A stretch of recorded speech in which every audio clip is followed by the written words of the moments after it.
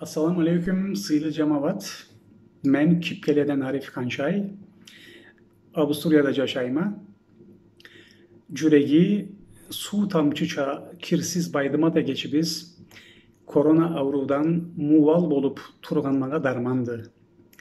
Ol kesini harna canı bulada halkını kulturasını aynatırga, adamlarını köllendirge atagan bagalı kızımız, halkını carsuğu, cunçuğu bula tınçlığı, mamırlığı, esenliği, es baylığı arasına etken cumuşları bula köpür bolup durat. Zaki kızımız halkını carsuğuna ne canı bulada buluşurga izleydi.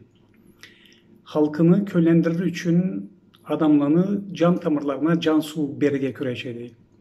Sağ olsun sıylı egeçimiz, köp yaşasın Zaki kızımız, baydımat, Allah bulay kızlarımızını halkımızdan kızganmasın.